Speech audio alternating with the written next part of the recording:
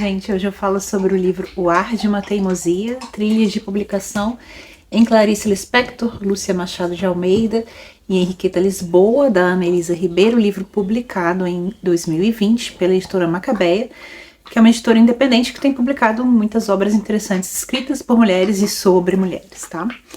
Esse livro consiste na reunião de 5 trabalhos que haviam sido elaborados e apresentados anteriormente pela Ana, de 2012 a 2017, que giram em torno de pesquisas que ela faz sobre mulheres no meio editorial brasileiro, no campo aí dos estudos da edição sob uma perspectiva de gênero. Já no início ela deixa clara a perspectiva dela nesse trabalho, tá?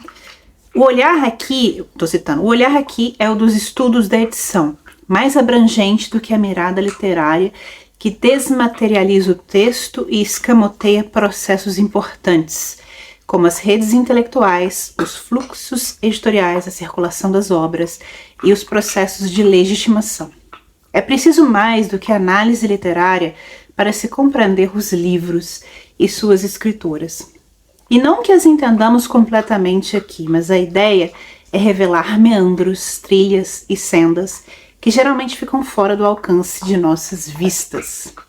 Então tá aqui a perspectiva dela, e que é interessante para o nosso estudo em geral aí do Clube de Leitura Clássica Sem Classe. Claro que essas autoras aqui, elas são autoras aí de meados do século XX, diferentes das autoras que viemos mencionando até aqui, e são autoras também que tiveram uma entrada no cânone, né, que não foram silenciadas propriamente como as demais autoras que tratamos aqui. Mas depois vocês vão perceber por que eu trouxe esse livro aqui como leitura complementar do nosso clube, tendo em vista essa perspectiva da Ana, né, que é preciso analisar as obras para além de uma leitura meramente literária delas, para entender melhor os caminhos das escritoras que as elaboraram. Tá. O título, Ar de uma Teimosia, gostei muito desse título, é explicado por uma carta da Clarice Augusto Cardoso, em junho de 1947, em que ela diz, agora citando a carta da Clarice: "Continuo a trabalhar, mas como num pesadelo. Seria tão bom que você lesse um pouco o que faço e dissesse se estou doida ou não. Ou então não lesse, mas me explicasse várias coisas. Às vezes, continuar a escrever tem para mim o ar de uma teimosia. Digamos, ao menos, de uma teimosia mais ou menos vital." Então, teimosia, paciência, persistência, todas essas são palavras usadas por essas escritoras, né, Clarice, Lúcia Machado de Almeida e Henriqueta Lisboa, para se referir ou refletir sobre o processo e as dificuldades que elas enfrentaram para publicar sua obra. A gente está falando de autores do século XX aqui. E o que isso então pode nos dizer sobre as dificuldades enfrentadas pelas escritoras do século XIX ou anteriores a isso, né, que nós temos discutido aí no nosso Clube de Leitura Clássica Sem Classe. Então, mais uma vez, o motivo pelo qual esse livro me é interessante. E também porque ele vai tratar de redes de informação, redes de publicação, rede de colaboração entre escritores e entre escritores e editores. E eu mencionei, quando eu tratei do livro Vidas de Romance, redes sociais acionadas pelas escritoras do século XIX e início do século XX, também para se inserirem aí na carreira de escritoras. No caso, redes sociais com foco em redes familiares. E aqui nós temos também as escritoras acionando redes sociais, aí sim, para publicarem suas obras, e já em meados do século XX. Então há uma certa continuidade temática entre esses livros, muito embora que não se trate propriamente de rede familiar. Então é rede de amigos, rede de conhecidos.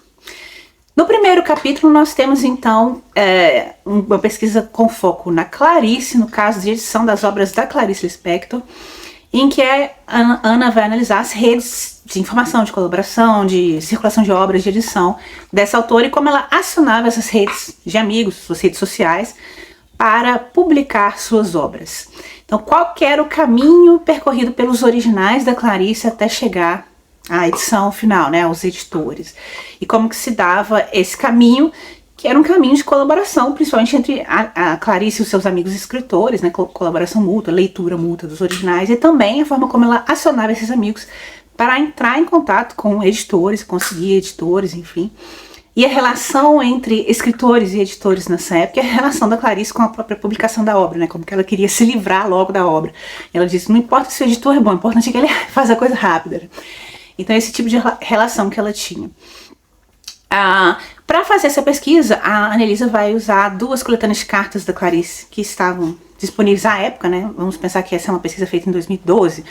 Então ela usou Correspondências, que é uma coletânea de 2002, e Cartas Perto do Coração, que são as cartas trocadas com Fernando Sabino, né, entre Clarice e Fernando, que é de 2011. Hoje nós temos a coletânea de todas as cartas, enfim, uma coletânea mais completa.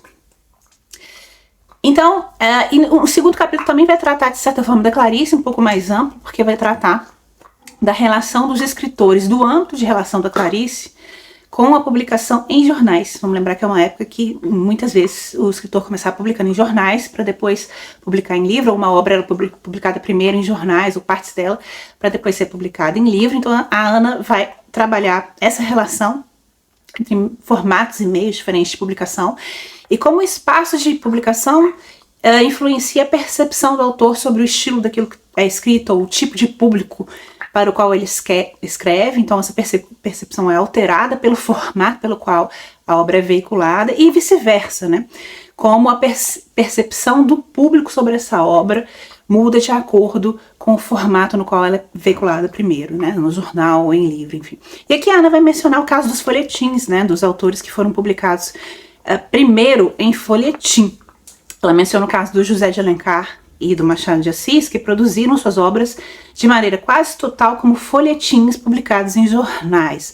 Alguns dos textos que conhecemos como romances circularam, portanto, de um modo que diz muito sobre eles. Embora a nossa percepção desses escritos já tenha sido influenciada por uma noção de livro que não surgiu juntamente com as obras. Então a percepção que nós temos dessas obras que são canonizadas, clássicas, pode ser diferente da percepção que o público primeiro que teve acesso a essas obras teve. E como que o formato em que elas foram veiculadas primeiro pode dizer muito sobre essas obras. Isso também é uma observação interessante quando a gente pensa nas escritoras do século XIX que também publicaram a folhetim. Como a gente deve ler a obra dessas escritoras e a carreira dessas escritoras pensando no formato da obra no tempo em que ela foi veiculada, né?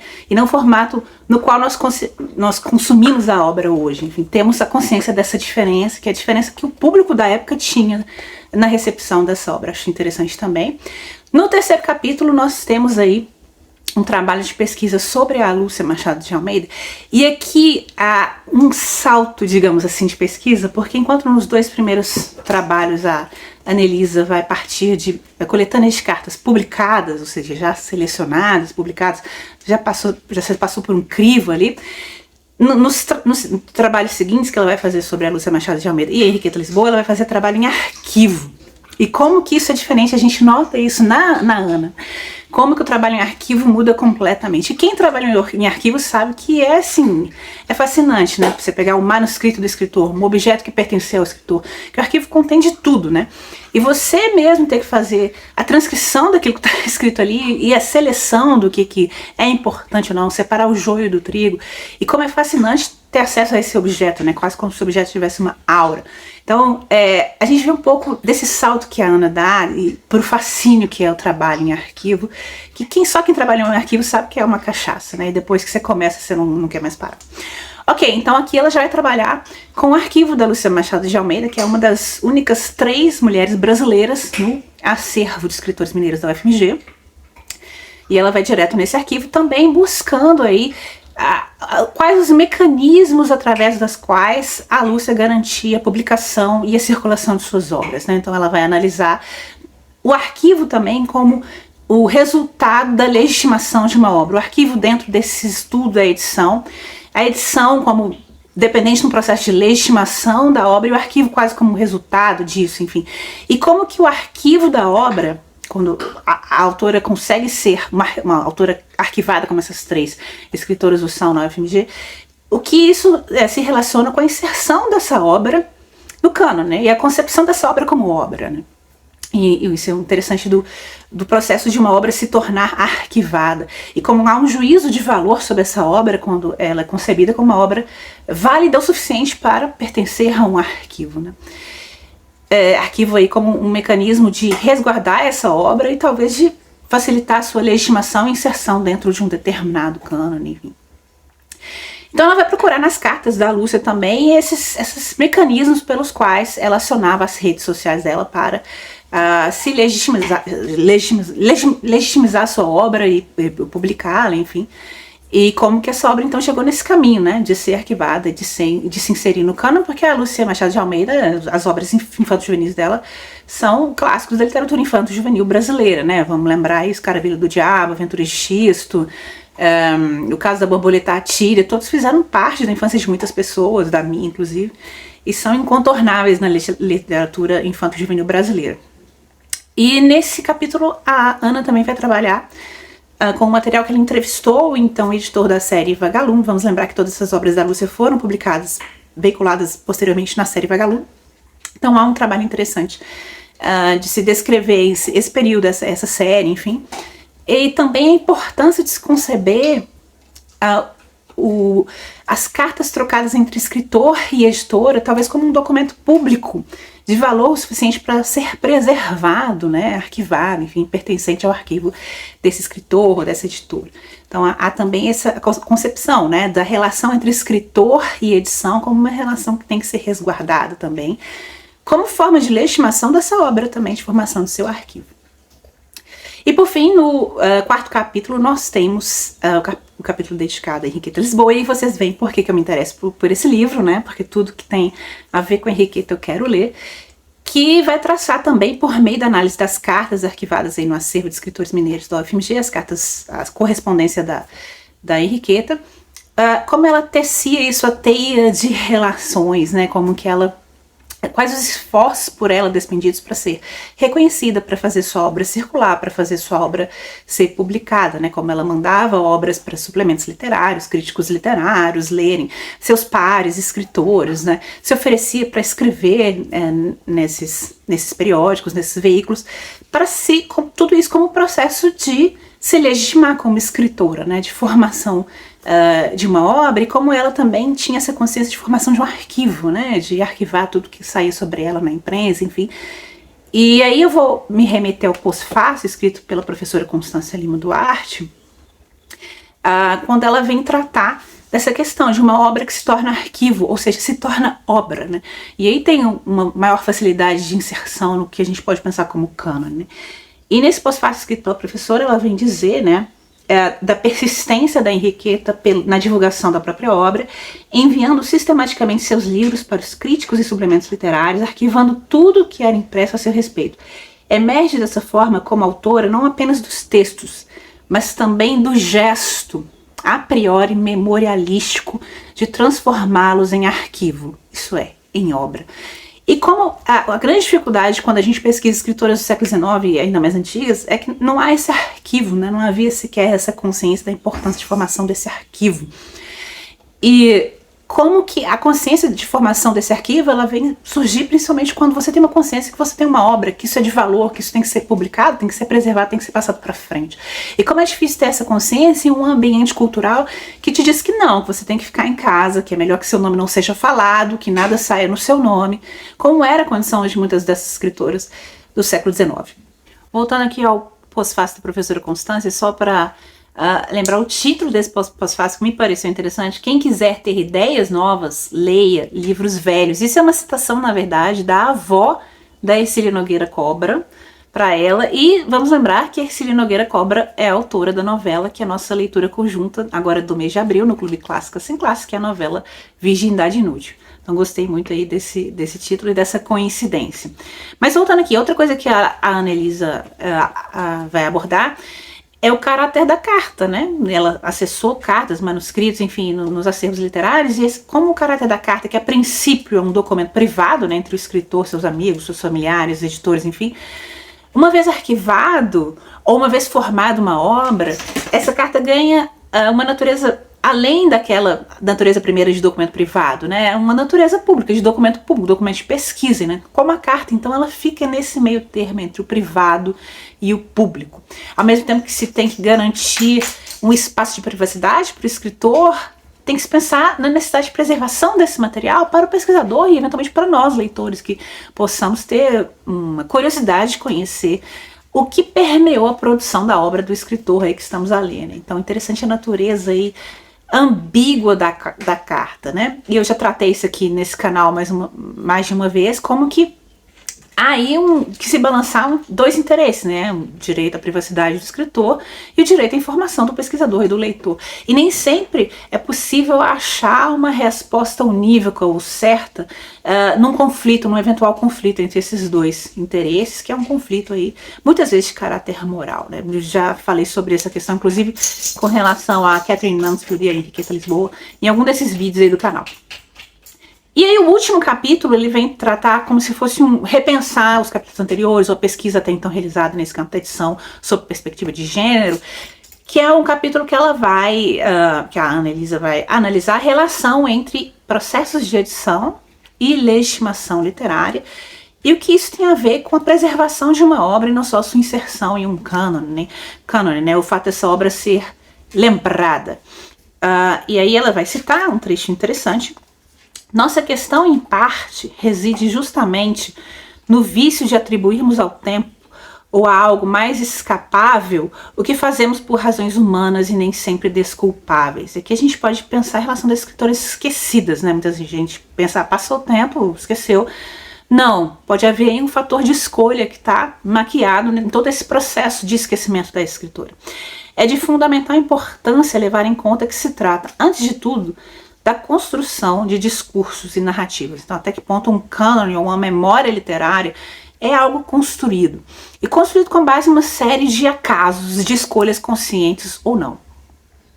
E aí ela vem trazer a perspectiva teórica dela com relação a esse processo de legitimação e vem trazer o conceito de violência simbólica, que ela vai tomar por empréstimo do Pierre Bourdieu, na obra Dominação Masculina, que ela vai citar o Bourdieu, e eu vou citar, violência suave, insensível, invisível às suas próprias vítimas, que se exerce essencialmente pelas vias puramente simbólicas da comunicação e do conhecimento, ou, mais precisamente, do desconhecimento, do reconhecimento, ou, em última instância, do sentimento.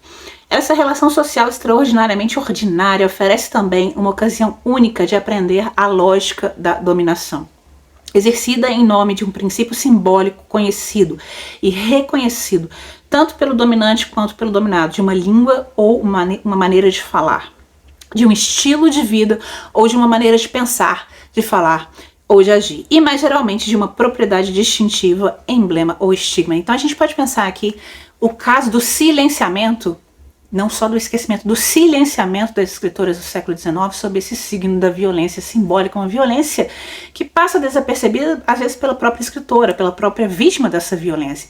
E como o ato de resgatar essas escritoras e de dar-lhes voz é um ato de desnaturalizar concepções simbólicas, isso que a gente também viu um pouco na obra Encantações, da Norma Telles, né? Desnaturalizar um olhar. E como que a gente tem, ao pensar o resgate de escritoras, ter sempre muito claro na nossa mente o que significa essa desnaturalização, que pode ser uma desnaturalização do nosso próprio olhar de pesquisador. E é bem importante ter isso sempre claro nesse processo de resgate.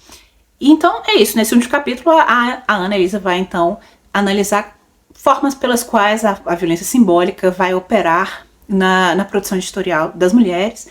E ela vem fazer um salto e dizer o que as trilhas de publicação das três escritoras do século XX podem nos dizer sobre as trilhas de publicação das escritoras do século XXI, nós, né? E eu vou dar um novo salto sobre o salto da Ana Elisa e vou dizer o que essas trilhas de publicação das escritoras do século XX no Brasil pode nos dizer sobre as trilhas de publicação das escritoras do século XIX, que foram esquecidas, né? Esse é o salto que eu vou dar. Bom, é isso, eu espero que vocês tenham interesse em ler esse livro, um livro muito bacana. Essa editora Macabeia também tem publicado muita coisa interessante. E só para lembrar que a Ana Elisa é professora, pesquisadora, é cronista e é poeta também. Eu tenho um livro aqui dela que eu gostei bastante, Álbum, foi publicado em 2018. E recomendo também, se vocês quiserem conhecer outras facetas da Ana Elisa, esse livro. Eu vou ler um poema que está aqui. Voltando aqui, tive que interromper, eu vou ler um poema desse livro aqui, que talvez nos diga um pouco da invisibilidade das escritoras, ou a gente pode dar um salto aí. Do invisível. Seu olhar para fora da foto deve ter registrado o momento quase exato em que você atendia ao chamado da mãe, do pai, talvez meu. Entramos na foto sem saber. Então, vou dar um salto aqui sobre esse poema e dizer que essas escritoras, a lacuna das escritoras do século XIX, no cânone, diz muito também sobre esse cânone. E elas estão na foto mesmo sem saber. É isso, espero que vocês tenham gostado do livro. Também tentem conhecer a Anelisa Poeta. E eu volto com outro livro, outras discussões no próximo vídeo.